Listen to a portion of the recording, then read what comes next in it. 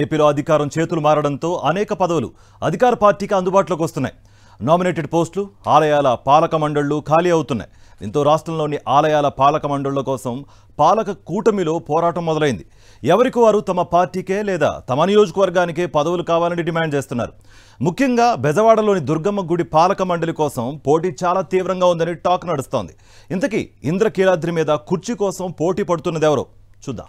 బెజవాడలోని ఇంద్రకీలాద్రి కొండ మీద కొలువై ఉన్న కనకదుర్గమ్మ ఆలయానికి దేశంలోనే గుర్తింపు ఉంది. తెలుగు రాష్ట్రాల నుంచే కాకుండా దేశం నలుమూలల నుంచి బెజవాడ దుర్గమ్మను దర్శించుకునేందుకు పెద్ద సంఖ్యలో వస్తారు భక్తులు. నిరంతరం భక్తులతో రద్దీగా ఉండే దుర్గమ్మ ఆలయంలో ఎన్నో ఉత్సవాలు, దీక్షలు నిర్వహిస్తూ ఉంటారు. తిరుమల తిరుపతి దేవస్థానం తర్వాత రెండో గొప్ప ఆలయంగా గుర్తింపు పొందిన దుర్గ ఆలయానికి ఆదాయం కూడా భారీగానే వస్తూ ఉంటుంది. ఈ నేపథ్యంలో ప్రభుత్వం మారిన తరుణంలో దుర్గమ్మ ఆలయ పాలక మండలికి పోటీ కూడా తీవ్రంగా ఉంది. అధికారం చేతులు మారినందున పాత పాలక మండలి రాజీనామా చేసింది.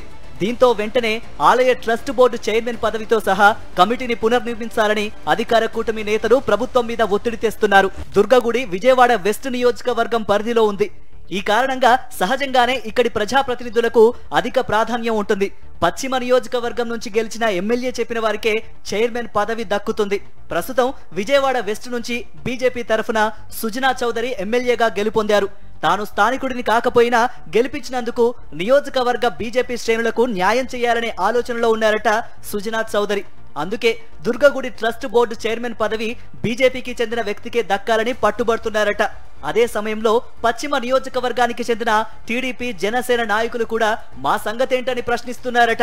కూటమిలో ప్రధాన పక్షం టీడీపీనే కాబట్టి టీడీపీకి చెందిన వ్యక్తికే చైర్మన్ కుర్చీ కావాలంటున్నారట. అటు జనసేన కూడా కూటమి గెలవడానికి కారణం మేమే కాబట్టి జనసేన నాయకులకే పాలక మండలి చైర్మన్ ఇవ్వాలని డిమాండ్ చేస్తున్నారట. ఇదిలా ఉంటే దుర్గగుడి వెస్ట్ నియోజకవర్గంలో ఉన్నప్పటికీ మాకు ఓ అవకాశం ఇవ్వాలంటున్నారట విజయవాడ ఈస్ట్, సెంట్రల్ నియోజకవర్గ టీడీపీ నేతలు. సెంట్రల్ నియోజకవర్గ ఎమ్మెల్యే బోండా ఉమా తన మనుషులకే ఈసారి దుర్గగుడి బోర్డు దక్కించుకోవాలని చూస్తున్నారట. బెజవాడ పార్లమెంటు పరిధిలోనే అత్యధిక మెజారిటీతో గెలిచిన ఎమ్మెల్యేని నాకు ఆ మాత్రం అథారిటీ ఇవ్వరా అని ప్రశ్నిస్తున్నారట బోండా. మరోవైపు విజయవాడ ఈస్ట్ నియోజకవర్గంలోనూ ఇదే డిమాండ్ వినిపిస్తోందట.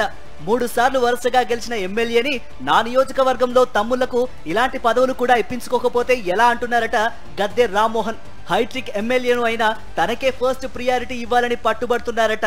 ఎక్కడెక్కడ ఎన్ని నామినేషన్ పదవులు ఉన్నాయనే దాని మీద ఇంకా క్లారిటీకి రాలేదట ముఖ్యమంత్రి, టీడీపీ అధినేత చంద్రబాబు.